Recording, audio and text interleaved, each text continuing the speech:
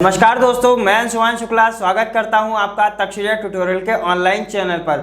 दोस्तों, जैसा कि हम लोग लेसन पढ़ रहे हैं परमाणु संरचना, जिसमें हमने आपके पिछले लेक्चर कवर कर दिए हैं। सो दोस्तों, आगे के लेक्चर क्या होंगे? आज का हमारा लेक्चर है दोस्तों लेक्चर नंबर 2.7। इसका मतलब दोस्तों हमने लेक्चर नंबर 2.6 तक आपका लेसन कवर कर दिया है। सो दोस्तों, आज का लेक्चर बहुत इंपॉर्टेंट होने वाला है। जैसा कि हम अपने पिछले लेक्चर में बराबर बताते हुए चले आ रहे हैं कि परमाणु का जो स्पेक्ट्रम होता है या जो इलेक्ट्रॉनों का जो स्पेक्ट्रम है वो बहुत ही ज़्यादा इंपॉर्टेंट टॉपिक है। इसलिए क्योंकि आपने पिछले लेक्चर में देखा होगा कई जगह मैंने वहाँ पर स्टार बनाया हुआ था कि स्पेक्ट्रम को हम आगे पढ़ेंगे। सो दोस्तों, आज के लेक्चर में हम बात करेंगे स्पेक्ट्रम की। जैसा कि दोस्तों हमने लेक्चर नंबर 2.6 में लास्ट टॉपिक में आपको यह दिखाया था कि नील्स बोर के जब हम दोष पढ़ रहे थे तो वहां पर हमने ये देखा था कि जो नील्स बोर का परमाणु मॉडल था वो क्या नहीं कर पा रहा था, वो केवल एक इलेक्ट्रॉन वाले परमाणुओं के स्पेक्ट्रम की व्याख्या कर पा रहा था, लेकिन एक से ज्यादा इलेक्ट्रॉन वाले परमाणुओं के स्पेक्ट्रम की व्याख्या नहीं कर पा रहा था। वहां पर हम क्या बोलते थे कि ये बहु इलेक्ट्रॉनिक परमाणुओं के परमाणु स्पेक्ट्रम की व्याख्या नहीं कर सकता। कौन नहीं कर सकता था? नील्स बोर का परमाणु मॉडल। वो किसकी कर रहा था? वो केवल एक इलेक्ट्रॉन वाले परमाणुओं की व्याख्या कर रहा था। किसकी व्याख्या कर रहा था? स्पेक्ट्रम की व्याख्या कर रहा था। सो दोस्तों, जो एक इलेक्ट्रॉन वाले परमाणुओं के स्पेक्ट्रम की व्याख्या कर रहा था उनमें हमने आपको 3 परमाणु बताए थे। वो 3 परमाणु दोस्तों कौन कौन से थे?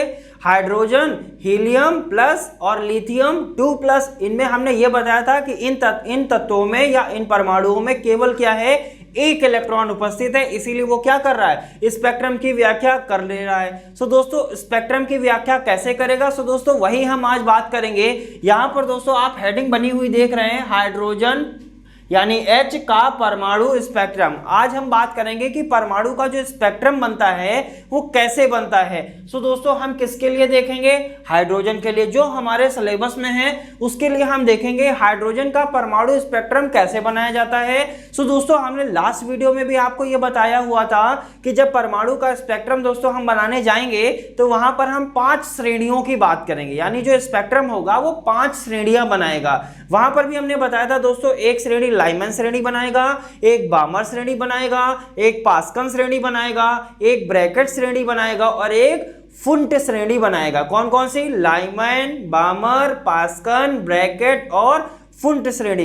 दोस्तों, जब हम ये चीजें रिपीट करते हैं तो आप भी मेरे साथ एक बार रिपीट किया करिए, ताकि आपके माइंड के अंदर ये सारे नाम धीरे धीरे जाते रहेंगे। और यही जाना जरूरी है क्योंकि यही सारे टॉपिक क्या हैं आपके लिए बहुत ही ज्यादा इंपॉर्टेंट है और यहीं से कई सारे नंबर के क्वेश्चन भी आते रहते हैं। सो दोस्तों, स्टार्ट करते हैं लेक्चर को। लिखा हुआ है हाइड्रोजन यानी H का परमाणु स्पेक्ट्रम। इसके बारे में दोस्तों हम देखेंगे ये क्या कह रहा है। लिखा हुआ है दोस्तों, प्रयोगों के आधार पर ज्ञात हुआ जितनी भी चीजें होती हैं वो सब कैसे ज्ञात होती है? प्रयोगों के आधार पर ज्ञात होती हैं। ऐसा तो नहीं है हमने हवा हवाई में सब कुछ बता दिया या हवा हवाई में हमें पढ़ा दिया गया, हवा हवाई में हम आपको पढ़ा रहे हैं, ऐसा कुछ भी नहीं। सारी चीजें वेल एक्सप्लेन्ड है, यानी पूरी तरीके से वो प्रयोगों पर आधारित है। प्रयोगों के आधार पर ज्ञात हुआ, क्या ज्ञात हुआ कि हाइड्रोजन के परमाणु स्पेक्ट्रम में 5 श्रेणियां होती हैं। जैसा हमने बताया, कितनी श्रेणियां होती हैं दोस्तों? 5 श्रेणियां होती हैं। इसको अंडरलाइन कर लेते हैं। सो दोस्तों, कितनी श्रेणियां हैं यहाँ पर? 5 श्रेणियां होती हैं। और 5 श्रेणियां कौन कौन सी हैं जो हमने अभी आपको बताया? पहली श्रेणी का नाम लाइमन श्रेणी, दूसरी श्रेणी का नाम बामर श्रेणी, तीसरी श्रेणी का नाम पास्कन श्रेणी और चौथी श्रेणी का नाम दोस्तों क्या होता है? ब्रैकेट श्रेणी। और अगली श्रेणी का नाम क्या होता है? फुंट श्रेणी। वही नाम लिखा हुआ है, लाइमन श्रेणी, बामर श्रेणी, पास्कन श्रेणी, ब्रैकेट श्रेणी और फुंट श्रेणी। अब दोस्तों यहाँ पर ये चीजें इतनी तो समझ में आ गई कि 5 श्रेणियां होती हैं। सर, अब हमको ये बताइए कि ये 5 श्रेणियां हम बनाएंगे कैसे? यही आपके मन में भी क्वेश्चन होगा। सो उन्हीं श्रेणियों को हम बनाने को स्टार्ट करते हैं और देखते हैं इन श्रेणियों को कैसे बनाया जाएगा। उन श्रेणी को बनाने से पहले दोस्तों थोड़ा सा एक ओवरव्यू ले लेते हैं, जिसमें हमने आपको दोस्तों कई बार बताया हुआ है कोश के बारे में और उपकोश के बारे में। लास्ट वीडियो में भी हमने एक्सप्लेन किया था कि कोश क्या होते हैं और उपकोश क्या होते हैं। वहां पर हमने ये भी बताया था कोश कितने होते हैं, 4 कोश के एलिमेंट, ठीक है। और वहां पर हमने ये भी कई बार बताया हुआ है आपको कि कोश को या कोश की संख्या को हम किससे रिप्रेजेंट कर सकते हैं? n से रिप्रेजेंट कर सकते हैं। अभी इतना आप ध्यान रखेंगे कि कोष की संख्या को किससे रिप्रेजेंट किया जा सकता है? स्मॉल n से रिप्रेजेंट किया जा सकता है, और इसी n को ही दोस्तों हम कहते हैं क्या? मुख्य क्वांटम संख्या। क्या बोलते हैं दोस्तों?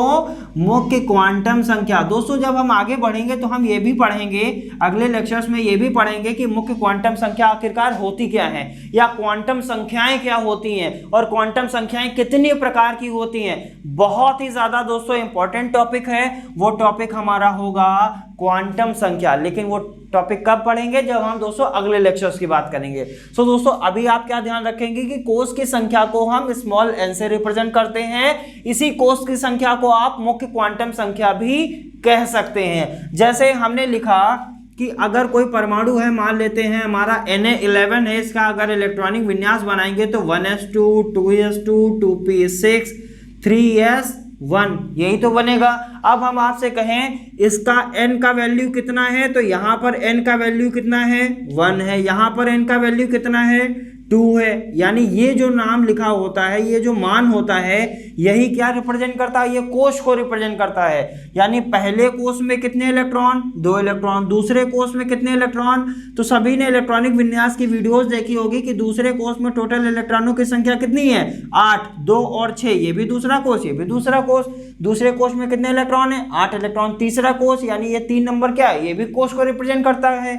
यानी ये क्या हो जाएगा? यहाँ पर n इज इक्वल टू कितना हो जाएगा? 3। यानी ये कौन सा कोष है? तीसरा कोष है। तीसरे कोष में कितना इलेक्ट्रॉन? 1 इलेक्ट्रॉन। यानी ये जो n है वो क्या रिप्रेजेंट करता है दोस्तों? कोष की संख्या को रिप्रेजेंट करता है। दोस्तों उम्मीद करते हैं कोष की संख्या को कौन रिप्रेजेंट करता है, कैसे करता है, ये आपको समझ में आ गया होगा। अब बढ़ेंगे हम आगे की तरफ और देखते हैं लाइमैन, बामर, पास्कल और ब्रैकेट और फुंट श्रेणी को हम कैसे बनाएंगे। आइए दोस्तों स्टार्ट करते हैं। दोस्तों हम करेंगे क्या, इस तरीके से एक ग्राफ बनाएंगे। यहां पर हम ये मान लेंगे ये n बराबर 1 है। क्या मान लिया हमने? यहां पर क्या है? n बराबर 1। n बराबर 1 का मतलब क्या हो गया? n क्या होता है? n होता है कोष की संख्या।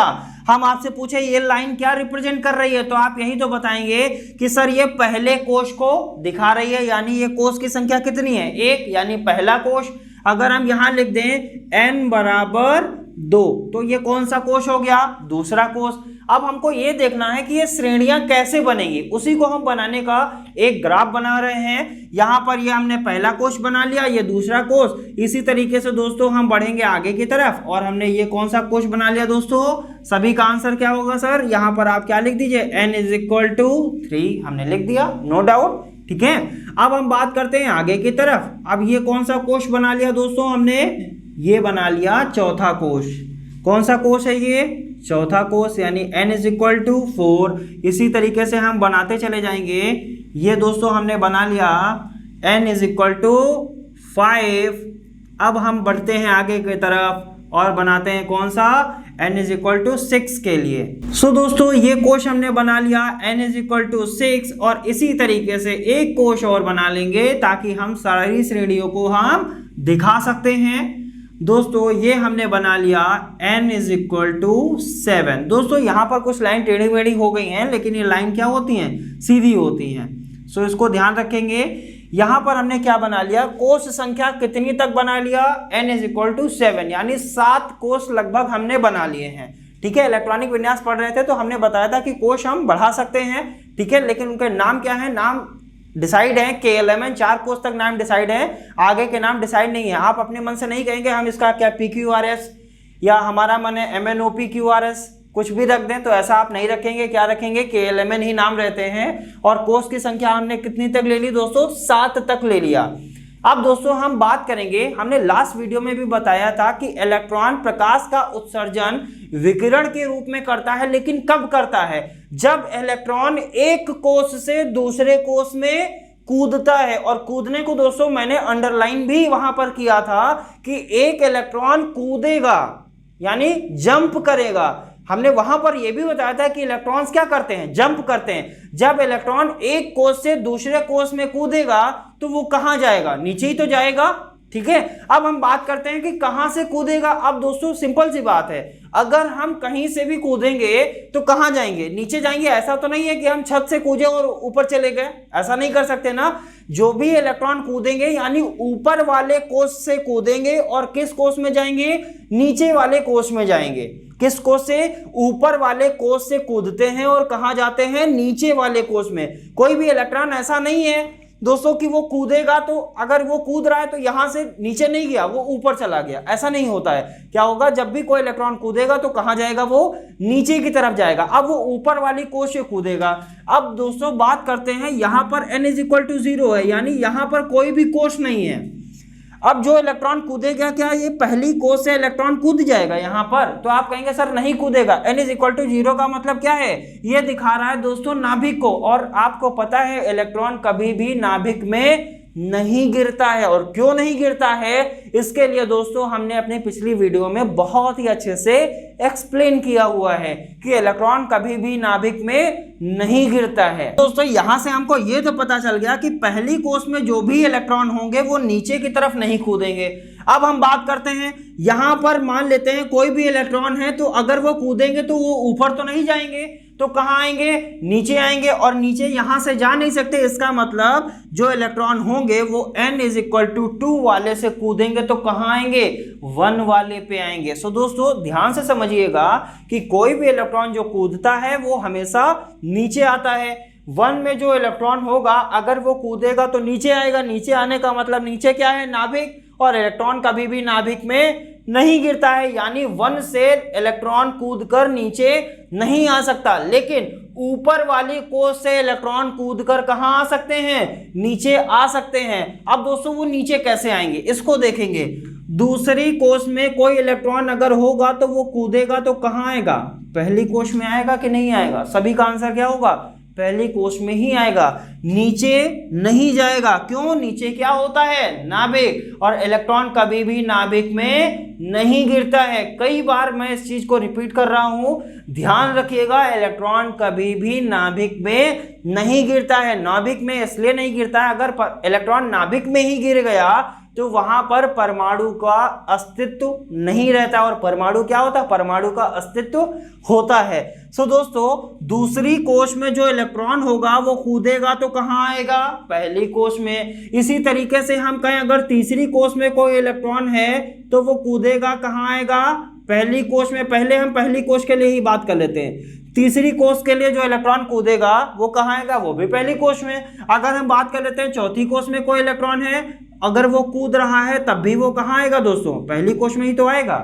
ठीक है, फिर हम बात करते हैं अगर जो पांचवी कोश में इलेक्ट्रॉन है वो कूदेगा तब भी कहां आएगा, पहली कोश में। इसी तरीके से छठी कोश में जो इलेक्ट्रॉन है वो कूदेगा वो कहां आएगा, पहली कोश में। और सातवीं कोश में जो इलेक्ट्रॉन है वो कूदेगा वो कहां आएगा, पहली कोश में। यानी सभी ऊपर वाली कोशों से हमने इलेक्ट्रॉन को कूदाया और कहां कूदा कर लेके गए, यानी कहां जंप कराया, पहली कोश में। तो पहली कोश में सारे इलेक्ट्रॉन कूद चुके हैं। अब हम बात कर लेते हैं दूसरी कोश के लिए। अब जो दूसरी कोश में इलेक्ट्रॉन होगा वो कूद कर तो पहली कोश में जा चुका है, आप कहेंगे यस सर। अब हम बात करते हैं दूसरी कोश में क्या इलेक्ट्रॉन और भी आ सकते हैं, तो आप कहेंगे यस सर आ सकते हैं। कहां से आएंगे, तीसरी कोश से आ सकते हैं, चौथी कोश से आ सकते हैं, पांचवी से। यानी दूसरी कोश में जो इलेक्ट्रॉन आएगा वो कहां से आ सकता है, तीसरी कोश से आ सकता है, या चौथी कोश से आ सकता है, या कहां से आ सकता है दोस्तों, पांचवी कोश से आ सकता है, या छठी कोश से आ सकता है, और या सातवीं कोश से आ सकता है। अब दोस्तों ये इलेक्ट्रॉन कहां से आए, ये दूसरी कोश में ऊपर वाली कोशों से इलेक्ट्रॉन क्या हुए, नीचे की तरफ आए। अब ये दूसरी कोश के लिए हो गया। अब दोस्तों इसीलिए हम इसी प्रकार से हम तीसरी कोश के लिए बना लेते हैं। तीसरी कोश में जो इलेक्ट्रॉन होगा वो कहां से आएगा, चौथी कोश में। चौथी कोश से इलेक्ट्रॉन कूद के कहां आ सकता है, तीसरी कोश में आ सकता है। पांचवी कोश से इलेक्ट्रॉन कूद कर कहां आ सकता है दोस्तों, तीसरी कोश में आ सकता है। और छठी कोश से इलेक्ट्रॉन कूदकर कहां आ सकता है, तीसरी कोश में। इसी प्रकार सातवीं कोश से इलेक्ट्रॉन कूदकर कहां आ सकता है, यहां पर आ सकता है। ये हो गया दोस्तों पहली कोश के लिए, ये दूसरी कोश के लिए, ये तीसरी कोश के लिए। अब चौथी पांचवी छठी के लिए भी बात कर लेते हैं। चलिए दोस्तों बात करते हैं चौथी कोश के लिए। ये कहां से आएगा, पांचवी कोष से इलेक्ट्रॉन कूदकर चौथी कोष में आ सकता है, छठी कोष से इलेक्ट्रॉन कूदकर कहाँ आ सकता है, चौथी कोष में, और सातवीं कोष से भी इलेक्ट्रॉन कूदकर कहाँ आ सकता है सर, चौथी कोष में इलेक्ट्रॉन आ सकता है। यानी पहली कोष में कूदाया, दूसरी कोष में, तीसरी कोष में, चौथी कोष में, अब हम कहाँ आते हैं, पांचवी कोष के लिए। पांचवी कोष में जो इलेक्ट्रॉन आएगा दोस्तों वो छठी कोष से आ सकता है और सातवीं कोष से आ सकता है। और इसकी अगर हम बात करेंगे तो ये इलेक्ट्रॉन कहां से आएगा, ये यहां से आ जाएगा। सो दोस्तों इसी प्रकार इलेक्ट्रॉन के कूदने का क्रम चलता रहता है। और हमने क्या बताया, हमने ये बताया दोस्तों कि कितनी श्रेणियां बनाएगा, 5 श्रेणियां बनाएगा। अब दोस्तों श्रेणी कैसे है, इस श्रेणी को, इस पूरी श्रेणी को दोस्तों हम क्या बोलते हैं, लाइमैन। कौन सी श्रेणी बोलते हैं, लाइमैन श्रेणी। और इस श्रेणी, पूरी श्रेणी को हम क्या बोलते हैं, इसी को दोस्तों बोला जाता है कौन सी श्रेणी, बामर श्रेणी। और अगली श्रेणी को कौन सी बोलते हैं दोस्तों, लाइमर, बामर, पास्कन श्रेणी। इसको कौन सा बोलते हैं, पास्कन श्रेणी बोलते हैं। और अगली श्रेणी को दोस्तों हम क्या बोलते हैं, ब्रैकेट श्रेणी। दोस्तों इसी प्रकार इसको क्या बोलते हैं, फुंट श्रेणी। दोस्तों आपको ये समझ में आ रहा होगा कि ये श्रेणियां कैसे बनी। दोस्तों आपको सभी को पता है ये श्रेणियां कैसे बनी, जब इलेक्ट्रॉन ऊपर के कोष से नीचे की कोष में कूदते हैं तभी ये श्रेणियां बनती हैं। और दोस्तों इसे ही बोलते हैं निश्चित आवृत्ति की रेखाएं, इसे ही दोस्तों बोलते हैं प्रकाशीय स्पेक्ट्रम। निश्चित आवृत्ति की रेखाएं मतलब ये जितनी भी रेखाएं बन रही हैं ये कहाँ के लिए बन रही हैं, ये पहले कोष के लिए। और इनकी आवृत्तियां क्या हैं, निश्चित है। और हमने क्या बताया था कि जब इसको चुंबकीय क्षेत्र में रखते हैं तो वो एक सरल रेखा कई सरल रेखाओं में टूट जाती है। यानी अगर इस सिंगल लाइन को हम रखते हैं तो इस तरीके से वो कई लाइंस में टूट जाती है। और लाइन में टूटने से हमको क्या पता चलता है कि इनकी आवृत्ति क्या है, निश्चित। यानी इस बड़ी लाइन से जो इलेक्ट्रॉन पहली कोष में आ रहा है, जो आपको दिखाई दे रहा है कि ये इलेक्ट्रॉन पहली कोष में आया है, इसी तरीके से इसके नीचे वाली भी जितनी कोष हैं उनका भी इलेक्ट्रॉन कहाँ आया होगा, पहली कोष में आया होगा। अगर इन लाइन को आपस में जोड़ दिया जाए तो एक बड़ी सी सिंगल लाइन मिल जाएगी कि नहीं मिल जाएगी। और जब आप इसको कहाँ रखेंगे, चुंबकीय क्षेत्र में रखेंगे तो ये लाइन क्या हो जाती है, स्प्लिट। स्प्लिट का मतलब होता है ये लाइन टूट जाती है और कई सारी लाइनों में टूट जाती है। दोस्तों इसे ही बोलते हैं निश्चित आवृत्ति की कई सरल रेखाएं प्राप्त होना। दोस्तों जैसा कि हमने लास्ट वीडियोस में या कई सारे लेक्चर में, पिछले लेक्चर में भी बताया था कि निश्चित आवृत्ति की कई सरल रेखाएं प्राप्त होती हैं। अब दोस्तों आपको समझ में आ रहा होगा कि इस प्रकार से निश्चित आवृत्ति की, आवृत्ति का मतलब कि पहले कोष में आ रही हैं। अगर इसकी बात करें तो जितनी भी सरल रेखाएं हैं वो किस कोष में आ रही हैं, दूसरे कोष में। इसकी आवृत्ति तो निश्चित है, दूसरे ही कोष में आएंगी। ऐसा तो नहीं है सर ये तीसरे कोष में चली जाएंगी। अगर इन लाइनों की बात करेंगे तो कहाँ आएंगी, तीसरे कोष में। इनकी बात करेंगे तो चौथे में, इनकी बात करेंगे तो पांचवें कोष में आती हैं। यही दोस्तों होती हैं प्रकाशीय स्पेक्ट्रम। इसे ही दोस्तों हम बोलते हैं निश्चित आवृत्ति की सरल रेखाएं। और इन्हें ही क्या बोलते हैं, लाइमन श्रेणी, बामर श्रेणी, पास्कन श्रेणी, ब्रैकेट श्रेणी और फुंट श्रेणी। अब दोस्तों यहाँ पर एक पॉइंट और आता है, यहीं पर एक चीज और समझ लेंगे। समझना क्या है, अब अगर हम n की बात करें, पहले कोष की बात करें, तो एक होता है दोस्तों मुख्य ऊर्जा स्तर, एक होता है उच्च ऊर्जा स्तर। कितने ऊर्जा स्तर होते हैं, अब कोष क्या है, कोष ऊर्जा स्तर ही तो होते हैं। कोष क्या होते हैं, ऊर्जा स्तर। अब हम आपसे कहें कि इस श्रेणी के लिए मुख्य ऊर्जा स्तर कितना है और उच्च ऊर्जा स्तर कितना है, तो आप क्या कहेंगे सर, मुख्य ऊर्जा स्तर यानी किस कोष में इलेक्ट्रॉन आ रहे हैं। जिस कोष में इलेक्ट्रॉन आएंगे उस कोष को बोलते हैं मुख्य ऊर्जा स्तर, और उच्च ऊर्जा स्तर उसे बोलते हैं जहां से इलेक्ट्रॉन आते हैं। अब दोस्तों हम इसके लिए अगर हम बात करें लाइमन श्रेणी के लिए, तो यहीं पर हम लिख लेते हैं क्या, लाइमन श्रेणी। लाइमन श्रेणी, लाइमन श्रेणी के लिए दोस्तों क्या लिखेंगे, ये पहले के लिए हम बात कर ले रहे हैं। इसके लिए दोस्तों मुख्य ऊर्जा स्तर, मुख्य ऊर्जा स्तर या इसको आद्य ऊर्जा स्तर भी बोलते हैं। इसको हम N1 से रिप्रेजेंट कर सकते हैं। मुख्य ऊर्जा स्तर का मतलब N1, ठीक है। अब N1 का वैल्यू कितना होगा, यानी जितने भी इलेक्ट्रॉन आ रहे हैं लाइमन श्रेणी में वो कहां आ रहे हैं, पहले कोश में, यानी N1 का मान कितना होगा, 1 होगा।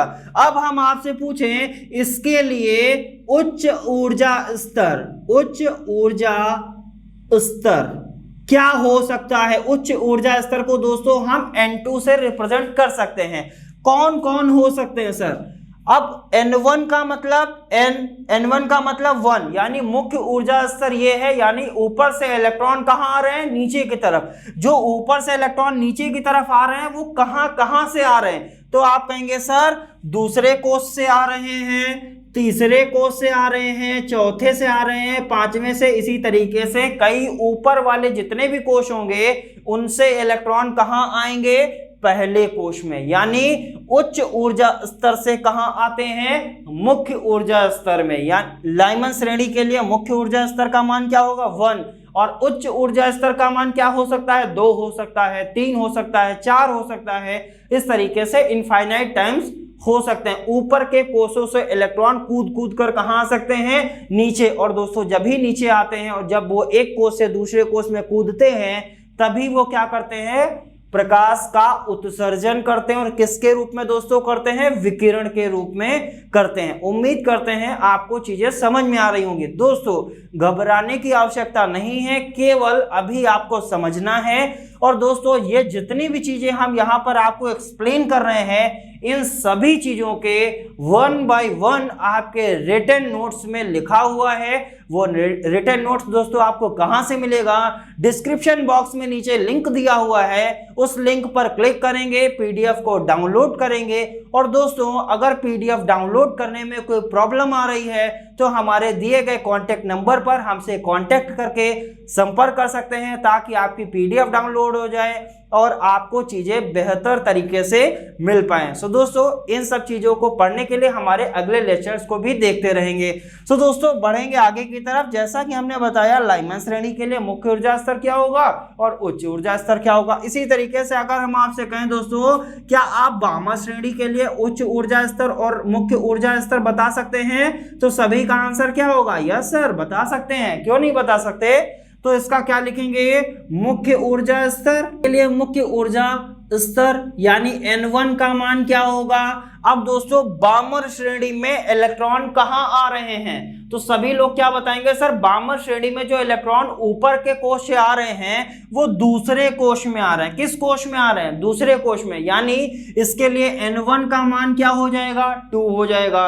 अब हम आपसे पूछें इसके लिए उच्च ऊर्जा स्तर, उच्च ऊर्जा स्तर यानी N2 का मान क्या होगा। अब दोस्तों दूसरे कोश में जो इलेक्ट्रॉन आए हैं वो कहां से आए हैं, तो आप क्या कहेंगे, सर तीसरे कोश से आए हैं, चौथे कोश से आए हैं, पांचवें से आए हैं। इसी तरीके से जितने भी दूसरे कोश के ऊपर के कोश हैं उनसे इलेक्ट्रॉन क्या कर रहे हैं, कूद कूद कर नीचे आ रहे हैं। तो कहां कहां से आ रहे हैं, तीसरे से, चौथे से, पांचवें से, इसी तरीके से ऊपर वाले कोशों से इलेक्ट्रॉन नीचे की तरफ आ रहे हैं। तो दोस्तों अब आपको समझ में आ रहा होगा कि क्या होता है मुख्य ऊर्जा स्तर। मुख्य ऊर्जा स्तर का दोस्तों हमने एक नाम आपको और बताया, उसे बोलते हैं आद्य ऊर्जा स्तर। क्या बोलते हैं, आद्य ऊर्जा स्तर। दोस्तों इन चीजों की डेफिनेशन आपको नोट्स में दी गई है। सो दोस्तों बढ़ेंगे आगे की तरफ। जैसा कि हमने मुख्य, लाइमन श्रेणी, बामर श्रेणी, अब पास्कन, ब्रैकेट और वुंड के लिए भी देख लेते हैं। तो दोस्तों यहां पर लिख लेते हैं किसके लिए, पास्कन के लिए, यहां पर लिख लेते हैं चौथा ब्रैकेट के लिए, अथवा वुंड श्रेणी के लिए। अब दोस्तों यहां पर हम डायरेक्ट लिखेंगे N1 का मान। दोस्तों पास्कन श्रेणी के लिए N1 का मान क्या होगा, तो सभी का आंसर क्या होगा, पास्कन श्रेणी मतलब तीसरा कोश।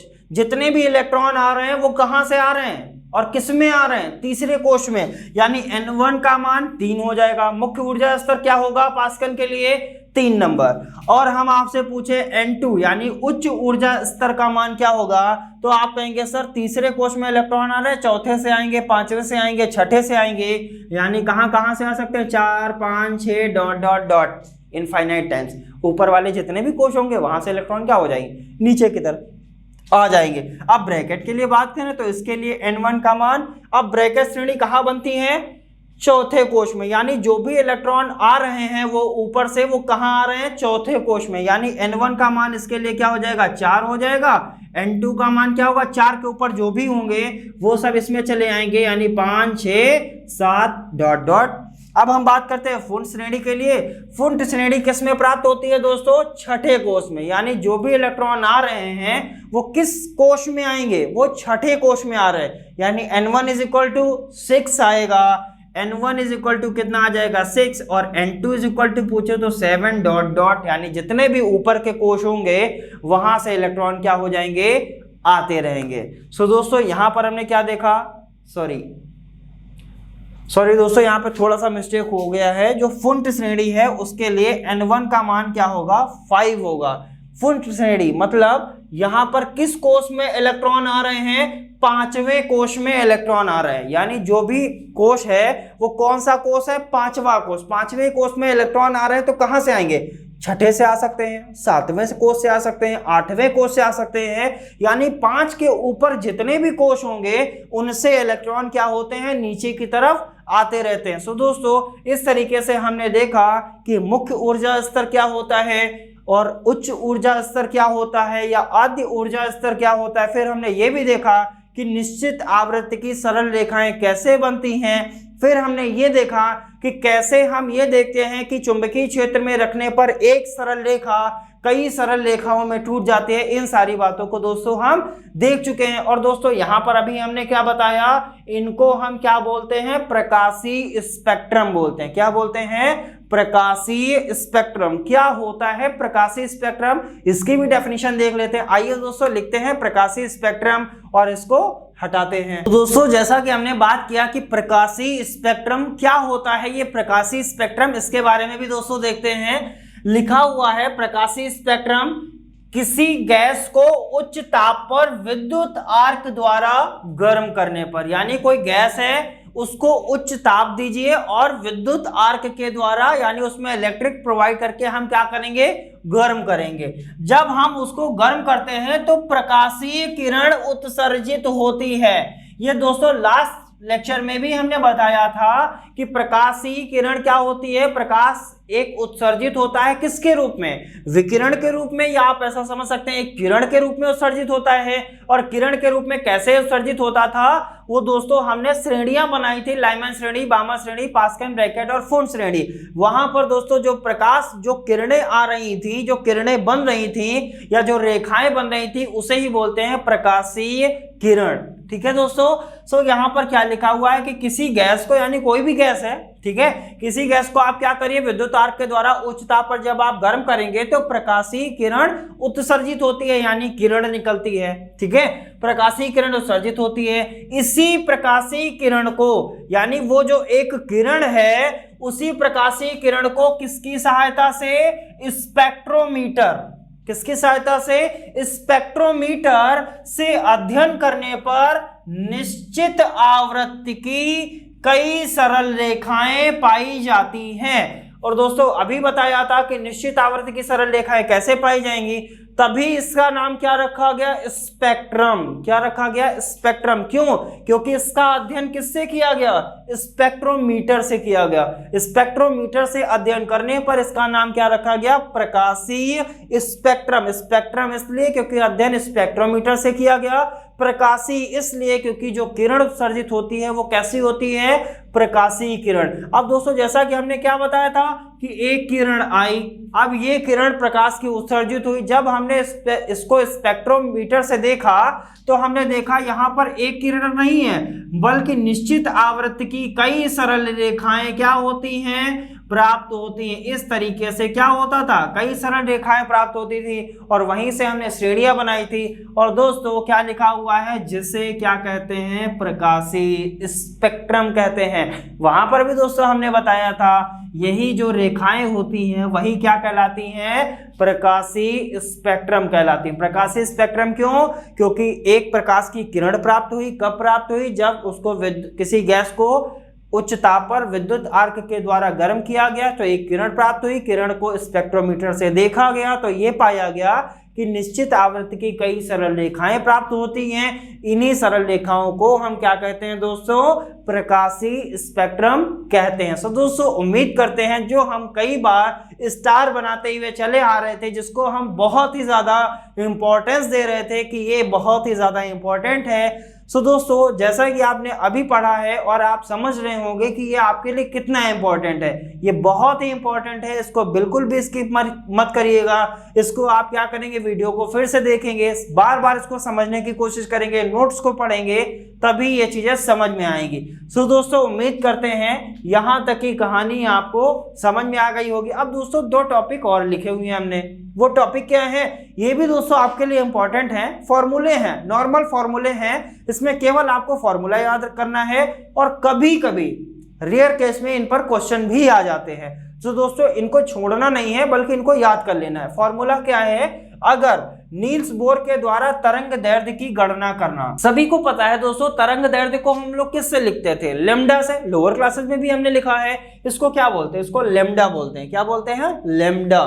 ठीक है, अब हम बात करते हैं नील्स बोर द्वारा जो तरंग दैर्ध्य यानी लेम्डा की जो गणना हम करते हैं, लेम्डा की वैल्यू जो निकालते हैं, वो किसने निकालने का फॉर्मूला दिया, नील्स बोर ने दिया। किसने दिया, नील्स बोर ने। जब नील्स बोर ने तरंग दैर्ध्य का फॉर्मूला दिया तो फॉर्मूला क्या है, 1 lambda is equal to RH bracket में 1/n2 का स्क्वायर अपॉन 1/n1 का स्क्वायर। अब दोस्तों सभी लोग परिचित हैं, लेम्डा को तरंग दैर्ध्य कहते हैं, RH को क्या कहते हैं, रेडबर्ग स्थिरांक कहते हैं।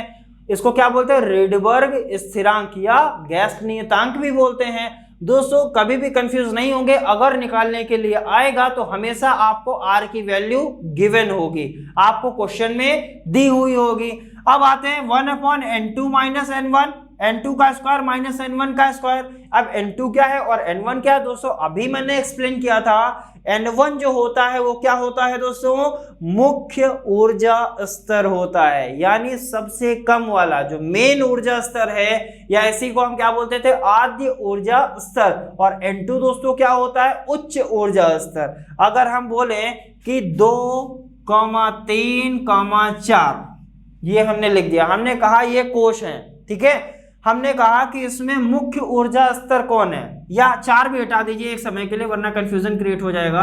हम आपसे कहें कि 2, 3 में मुख्य ऊर्जा स्तर कौन है, तो आप क्या कहेंगे, सर 3 में जो इलेक्ट्रॉन है वो 2 से तो इलेक्ट्रॉन 3 में जाएगा नहीं, कहां से आएगा, 3 से इलेक्ट्रॉन 2 में जा सकता है। तो यानी यहां से n1 का मान कितना हो गया, 2 हो गया, और हम आपसे पूछे n2 का मान कितना है, तो आप क्या कहेंगे, सर 3 हो जाएगा। ठीक है, अब हम आपसे कहें यहाँ 4 लगा दें, तो हम आपसे कहें एक बार n1 का मान क्या होगा, तो आप कहेंगे सर एक बार इलेक्ट्रॉन 3 से 2 में जा सकता है या 4 से 2 में जा सकता है। तो एक बार तो n1 कितना हो गया, 2 हो गया, तो n2 कितना हो गया, 3 का मान 4। अब हम आपसे पूछें कि दूसरा n1 का मान क्या होगा, तो आप कहेंगे सर 4 से इलेक्ट्रॉन 3 में जा सकता है, क्योंकि 4 क्या है, 3 के ऊपर होता है।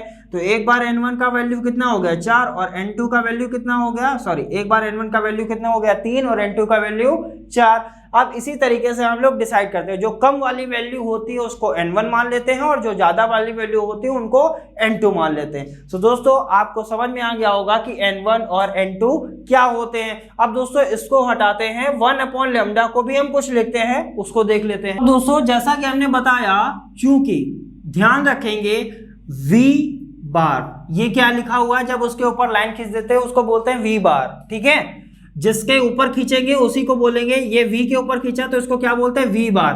v bar is equal to होता है 1/λ। ध्यान रखिएगा, v बार की जगह हम क्या लिख सकते हैं, 1/λ लिख सकते हैं, या 1/λ की जगह हम क्या लिख सकते हैं, v बार। अब ये v बार है क्या दोस्तों, ये होती है तरंग संख्या।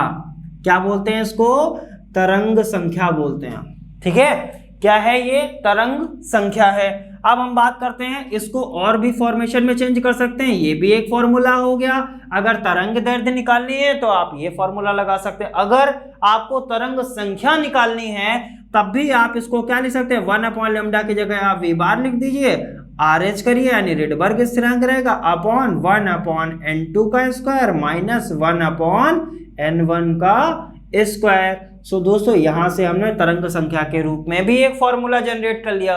उम्मीद करते हैं दोस्तों ये फॉर्मूला आपको समझ में आया होगा। अब बढ़ेंगे अगले फॉर्मूले की तरफ। फॉर्मूला दोस्तों क्या है? हाइड्रोजन परमाणु के विभिन्न ऊर्जा स्तरों के त्रिज्या की गणना करना। किसकी गणना करनी है? त्रिज्या की। अगर आपसे कहा जाए कि हाइड्रोजन के विभिन्न ऊर्जा स्तरों की त्रिज्या की गणना कीजिए, त्रिज्या मतलब रेडियस, रेडियस कैसे निकालेंगे? सो दोस्तों होता है Rn, Rn का मतलब nth टाइम आप त्रिज्या निकालना है, तो क्या होगा formula? 0.529 into n square upon z square into 10⁻⁻10 metre. अब दोस्तों यहां पर जो n होता है वो क्या है लिख लेंगे, जहां n इज इक्वल टू होता है दोस्तों मुख्य ऊर्जा स्तर। n क्या है दोस्तों? मुख्य ऊर्जा स्तर। और z क्या होता है? z होता है परमाणु क्रमांक, यानी जिसका आप निकाल रहे हैं उसका आपको क्या रखना पड़ेगा? परमाणु क्रमांक। और यहां से आपको क्या मिल जाएगी? रेडियस या त्रिज्या। इस पर दोस्तों एक न्यूमेरिकल भी कर लेते हैं। आइए दोस्तों देखते हैं न्यूमेरिकल। तो दोस्तों छोटा सा न्यूमेरिकल लिख लिया है हाइड्रोजन के लिए Rn, यानी त्रिज्या की आप क्या करिए? गणना करिए। हमने और कुछ नहीं दिया, सिर्फ आपसे बोल दिया कि हाइड्रोजन के लिए त्रिज्या की गणना आप कीजिए। सो दोस्तों क्या लिखेंगे? हम जानते हैं क्या जानते हैं दोस्तों? सभी को पता है। अभी हमने Rn का फॉर्मूला क्या बताया? Rn इज इक्वल टू होता है 0.529 into n square upon z square into 10⁻⁻10 metre. So दोस्तों ये फॉर्मूला सभी को पता है, अभी हमने बताया। अब हम बात करते हैं, देखते हैं हमको निकालना क्या है? Rn। अब हमको चाहिए क्या? हमको चाहिए n और z चाहिए। n होता क्या है? मुख्य क्वांटम संख्या। n क्या होती है? मुख्य क्वांटम संख्या। और z क्या होता है? परमाणु क्रमांक। अब दोस्तों तत्व आपको कौन सा दिया गया है? हाइड्रोजन की बात करी गई है, तो हमको पता है क्या? हम जानते हैं, या इसको चूंकि कर लीजिए, हाइड्रोजन का परमाणु क्रमांक, हाइड्रोजन का परमाणु क्रमांक यानी z का वैल्यू दोस्तों कितना होता है? सभी को पता है हाइड्रोजन का परमाणु क्रमांक कितना होता है? 1। अब हम आपसे कहें इसके लिए मुख्य ऊर्जा स्तर आप निकालिए, तो मुख्य ऊर्जा स्तर कैसे निकालते हैं? सभी को पता है कि सर इसका क्या करेंगे? SPDF में इलेक्ट्रॉनिक विन्यास बनाएंगे, फिर हम देख लेंगे कि इसका मुख्य ऊर्जा स्तर कितना है। आइए दोस्तों बनाते हैं इलेक्ट्रॉनिक विन्यास। चूंकि लिख लेंगे हाइड्रोजन क्या होता है? हाइड्रोजन का परमाणु क्रमांक 1। अब इसका अगर SPDF में इलेक्ट्रॉनिक विन्यास बनाएंगे तो क्या बनेगा? 1s1, यही तो बनेगा। और हमने क्या बताया था? n क्या होता है? जो ये नंबर होता है उसे ही हम दोस्तों क्या बोलते हैं? n बोलते हैं, यानी यही क्या है? मुख्य क्वांटम संख्या। ठीक है, इसे ही क्या बोलते हैं? मुख्य क्वांटम संख्या, या इसे ही हम बोल सकते हैं कोश संख्या, या इसे ही बोल सकते हैं मुख्य ऊर्जा स्तर। यानी जो भी इलेक्ट्रॉन आएगा वो कहाँ आएगा? पहले कोश में ही तो आएगा। ये पहला ही कोश है, इसको क्या लिख सकते हैं? मुख्य क्वांटम संख्या।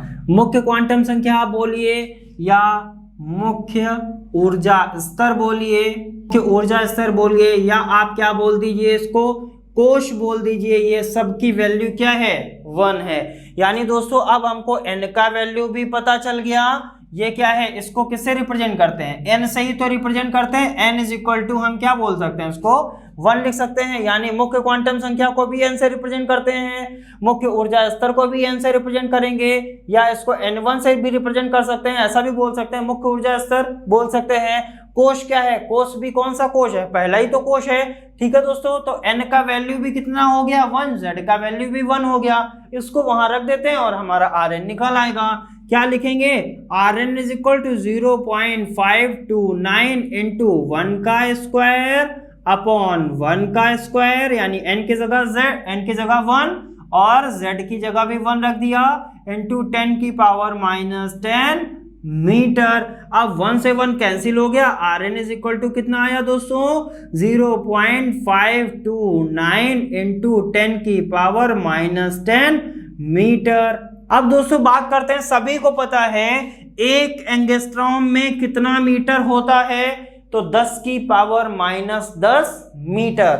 चूंकि हम क्या जानते हैं? चूंकि क्या होता है दोस्तों, एक एंगस्ट्रॉम, इसको क्या बोलते हैं, एंगस्ट्रॉम। एक एंगस्ट्रॉम बराबर होता है 10 की पावर -10 मीटर। ये दोस्तों ध्यान रखिएगा, एक एंगस्ट्रॉम बराबर होता है 10 की पावर -10 मीटर।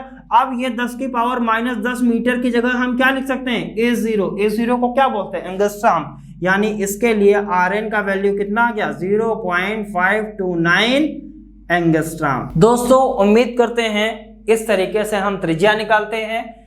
आसान क्वेश्चन है, इसी तरीके से क्वेश्चन आ भी सकते हैं, रेयर केस में आते हैं। तो दोस्तों ध्यान रखेंगे। और जैसा कि हमने बताया, प्रकाशीय स्पेक्ट्रम या स्पेक्ट्रम, लाइमन श्रेणी, बामर, पास्कल ब्रैकेट और फुंड श्रेणी, ये सारी श्रेणी जितनी भी हैं, ये सारी श्रेणी आपके लिए बहुत ही ज्यादा इंपॉर्टेंट है। सो दोस्तों ध्यान रखेंगे और बढ़ेंगे आगे की तरफ और देखते हैं हमारा अगला टॉपिक। तो दोस्तों हमारा टॉपिक है कक्षक या ऑर्बिटल। इसके बारे में भी दोस्तों हमने एक्सप्लेन किया है अपने पिछले लेक्चर में कि कक्षक या ऑर्बिटल की आकृति हमको पढ़नी है। अब दोस्तों वहां पर हमने क्या बताया था, कक्षक क्या होते हैं। सो दोस्तों वहां पर हमने ये एक्सप्लेन किया था, इलेक्ट्रॉन जो होते हैं वो कहाँ रखे जाते हैं, कोश में। कोश में भी इलेक्ट्रॉन कहाँ होते हैं, उपकोश में। और उपकोश में भी इलेक्ट्रॉन कहाँ होते हैं, तो आंसर क्या मिलता है सर, ऑर्बिटल में होते हैं या कक्षक में होते हैं। यानी कक्षक क्या होता है, जहां पर इलेक्ट्रॉन के पाए जाने की संभावना सबसे अधिक होती है, वही क्या कहलाते हैं, ऑर्बिटल या कक्षक कहलाते हैं। एक बार फिर से रिपीट कर लेंगे, जहां इलेक्ट्रॉन के पाए जाने की संभावनाएं सबसे अधिक होती हैं, वही क्या कहलाते हैं, ऑर्बिटल या कक्षक कहलाते हैं। सो दोस्तों कक्षक क्या होता है आपको पता चल चुका है, जैसा कि हमने पिछले वीडियो में भी आपको बताया हुआ था। अब दोस्तों हम ये देखते हैं जो कक्षक होते हैं या जो ऑर्बिटल हैं, उनकी आकृति कैसी होती है। सो दोस्तों यहां पर क्या लिख लेंगे, कक्षक, यहां पर क्या लिख लेंगे, आकृति का नाम, और यहां पर क्या लिख लेंगे, आकृति। यानी सबसे पहले हम क्या लिखेंगे कि कक्षक कौन कौन से होते हैं। सो हमको पता है दोस्तों, S उपकोष के कक्षक होते हैं, P उपकोष के कक्षक होते हैं, D उपकोष के कक्षक होते हैं और F उपकोष के कक्षक होते हैं। ये सारी बातें हमने पिछली वीडियो में देखी हुई हैं। सो दोस्तों सभी को पता है। अभी हम आपसे कहें कि सर S उपकोष में कितने कक्षक होते हैं, तो आप क्या कहेंगे, सर S उपकोष में एक कक्षक होता है। P उपकोष में कितने कक्षक होते हैं, 3 कक्षक होते हैं। और D उपकोष में कितने कक्षक होते हैं, 5 कक्षक होते हैं। और F उपकोष में कितने कक्षक होते हैं दोस्तों, 7 कक्षक होते हैं। और दोस्तों वहां पर हमने ये भी बताया था आपको कि इलेक्ट्रॉनों को कैसे रखा जाएगा, तो कौन सा नियम बताया था, हुंड का नियम। हुंड के नियम के हिसाब से हम इलेक्ट्रॉनों का वितरण करते थे या इलेक्ट्रॉनों को उसमें रखते थे। अब हमको क्या देखना है कि जो कक्षक या ऑर्बिटल होते हैं, इनकी आकृति कैसी होती है। सो दोस्तों ध्यान रखेंगे, जो S कक्षक होता है इसकी आकृति होती है कैसी, गोलाकार। पहले नाम लिख लेंगे, S उपकोष की आकृति कैसी होती है, गोलाकार। P उपकोष की आकृति कैसी होती है, डंबलाकार। और D उपकोष की आकृति कैसी होती है, द्विडंबलाकार। F उपकोष की दोस्तों आकृति कैसी होती है, जटिल। ठीक है। सो दोस्तों ध्यान क्या रखेंगे, आकृति के नाम ध्यान रखेंगे। S उपकोष की आकृति कैसी होती है, गोलाकार। P उपकोष की आकृति कैसी होती है, डंबलाकार। और D उपकोष की आकृति कैसी होती है, द्विडंबलाकार। और F उपकोष की आकृति दोस्तों कैसी होती है, जटिल आकृति। अब दोस्तों गोलाकार आकृति कैसी होगी, ये तो सभी को पता है। ये हमने क्या बना दिया, गोला बना दिया। ये क्या है, गोलाकार आकृति हो गई।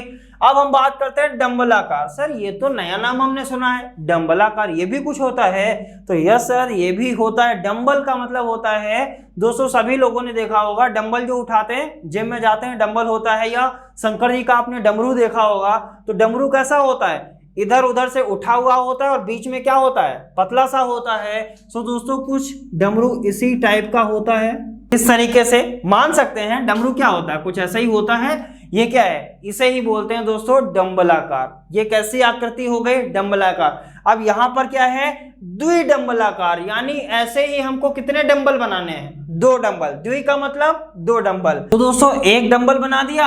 अब इसी तरीके से दूसरा डंबल बना देंगे।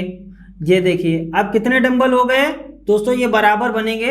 अब दोस्तों यहाँ पर आप देख रहे हैं यहाँ पर कितना डंबल था, एक डंबल, तभी इसको क्या बोलते हैं, डंबलाकार। यहाँ कितने डंबल हैं, 2 डंबल, इसीलिए इसको क्या बोलते हैं, द्विडंबलाकार। और जो जटिल आकृति होती है यानी एफ उपकोष की कोई आकृति नहीं होती, एफ उपकोष की कोई आकृति नहीं होती है। सो दोस्तों जैसा कि हमने ये देखा कि कक्षक या ऑर्बिटल की आकृति कैसी होती है। अब दोस्तों कुछ इंपॉर्टेंट नोट बनाएंगे, उसको देखते हैं। आइए दोस्तों बनाते हैं इंपॉर्टेंट नोट। दोस्तों जैसा कि हम बात कर रहे हैं इंपॉर्टेंट नोट के लिए, जो आपके लिए इंपॉर्टेंट है, देखते हैं वो नोट में क्या लिखा हुआ है, क्या है उस नोट के इंपॉर्टेंट पॉइंट। आइए दोस्तों स्टार्ट करते हैं। सो दोस्तों पहला पॉइंट लिखा हुआ है, प्रत्येक परमाणु ऑर्बिटल, ऑर्बिटल जहां पर भी आ जाए तो आप कक्षक समझ लीजिए या उसको ऑर्बिटल समझिए, यानी जितने भी प्रत्येक परमाणु या ऑर्बिटल होते हैं वो 3 क्वांटम संख्याओं द्वारा व्यक्त किए जाते हैं। कितनी क्वांटम संख्याओं के द्वारा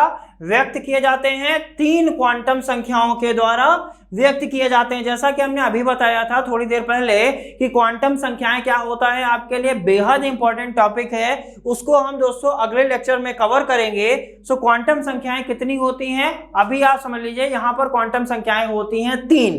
ठीक है, यहां पर क्या बताया गया, क्वांटम संख्याएं 3 होती हैं, लेकिन जब हम क्वांटम संख्याएं आपको पढ़ाएंगे तो दोस्तों वहां पर हम बताएंगे आपको कि एक परमाणु को, अगर परमाणु के इलेक्ट्रॉन के बारे में पूर्ण रूप से आपको जानना है तो कितनी क्वांटम संख्याएं पढ़नी पड़ेगी, 4 क्वांटम संख्याएं पढ़नी पड़ेंगी। सो दोस्तों यहां क्या देखना है कि प्रत्येक परमाणु ऑर्बिटल 3 क्वांटम संख्याओं द्वारा व्यक्त होते हैं। कौन कौन सी हैं वो क्वांटम संख्याएं, n क्वांटम संख्या, l क्वांटम संख्या और m क्वांटम संख्या। अब दोस्तों ये n क्या है, l क्या है, m क्या है। सो दोस्तों n को तो सबको पता है, n क्या होती है, मुख्य क्वांटम संख्या या मुख्य ऊर्जा स्तर भी बोल सकते हैं इसको। सो n क्या है, मुख्य क्वांटम संख्या। l क्या है, l होती है दोस्तों दिगंशी क्वांटम संख्या। कौन सी क्वांटम संख्या, दिगंशी क्वांटम संख्या। और m क्या होती है, चुंबकीय क्वांटम संख्या। आइए दोस्तों देखते हैं दूसरा पॉइंट, लिखा हुआ है मुख्य क्वांटम संख्या, यानी कौन सी, n की बात कर रहे हैं। ठीक है, सो मुख्य क्वांटम संख्या परमाणु का आकार या ऊर्जा। आप समझ सकते हैं मुख्य क्वांटम संख्या जो होती है वो ये बताती है कि परमाणु का आकार कितना बड़ा होगा। ठीक है, अगर हम आपसे कहें n की वैल्यू है 2, तो यानी उसमें कितने कोश होंगे, उस परमाणु में 2 ही कोश होंगे। कौन कौन से कोश होंगे सर, मान लेते हैं ये परमाणु है, ये नाभिक हो गया, उसमें कितने कोश हैं, 2 कोश हैं। तो हमको क्या पता चला, ये परमाणु का आकार इतना बड़ा है। अगर हम कहें n की वैल्यू है 4, कितनी है, मान लेते हैं n की वैल्यू कितनी है, 4। अगर n की वैल्यू 4 है तो परमाणु क्या होगा, बड़ा होगा। क्यों बड़ा होगा, क्योंकि उसमें कितने कोश आ गए, 4 कोश।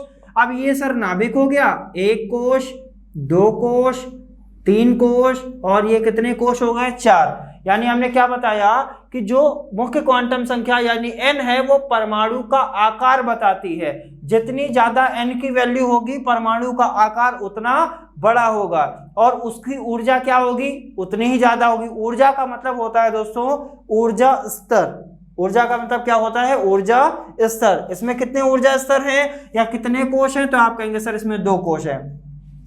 इसमें कितने कोश हैं, 4 कोश हैं, यानी 4 ऊर्जा स्तर हैं। सो दोस्तों ध्यान आ गया होगा या समझ में आया होगा कि मुख्य क्वांटम संख्या क्या बताती है, परमाणु का आकार बताती है। और ये ऊर्जा क्या बताती है, ऊर्जा का मतलब होता है दोस्तों ये बताती है कोश की संख्या। क्या बताती है, कोश की संख्या, या आप इसको ऊर्जा स्तर भी समझ सकते हैं। सो दोस्तों ये इतना पॉइंट तो आपको समझ में आ गया होगा। अब बात करते हैं, ये तो हो गया मुख्य क्वांटम संख्या। अब आते हैं एल क्या होती है, यानी दिगंशी क्वांटम संख्या क्या है। सो उसके बारे में भी लिखा हुआ है, दिगंशी क्वांटम संख्या, इसको हम किससे रिप्रेजेंट करते हैं, एल से रिप्रेजेंट करते हैं। हमने लिख लिया, परमाणु ऑर्बिटल की आकृति को बताती है, यानी परमाणु ऑर्बिटल की आकृति कैसी होगी ये कौन बताता है, दिगंशी क्वांटम संख्या।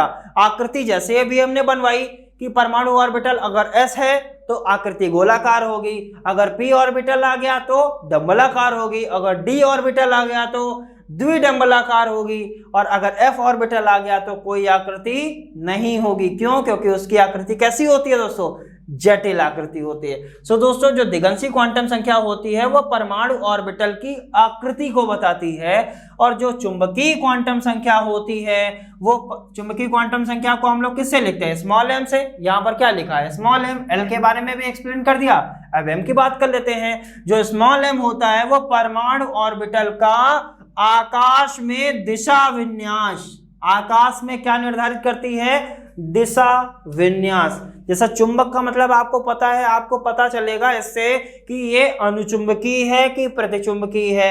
अनुचुंबकीय का मतलब या प्रतिचुंबकीय का मतलब, प्रति का मतलब होता है ये चुंबक की तरफ आकर्षित होगी कि प्रतिकर्षित होगी, ये कौन बताता है, चुंबकीय क्वांटम संख्या। इसे ही क्या बोलते हैं, दिशा विन्यास। दिशा विन्यास को दोस्तों बोलते हैं इंग्लिश में ओरिएंटेशन। क्या बोलते हैं, ओरिएंटेशन। यानी ये निर्धारित करती है कि जो परमाणु है वो आपका अनुचुंबकीय है कि ये प्रतिचुंबकीय है। ये सब दोस्तों कैसे जानेंगे, जब हम पढ़ेंगे आगे अपने अगले लेक्चर को, तो हमको ये पता चलेगा कि दिशा विन्यास हम कैसे निकालते हैं। सो दोस्तों उम्मीद करते हैं ये दूसरा पॉइंट भी आपको समझ में आ गया होगा। पहला तो हमको पहले ही समझ में आ गया है। अब बात करते हैं तीसरे पॉइंट के लिए।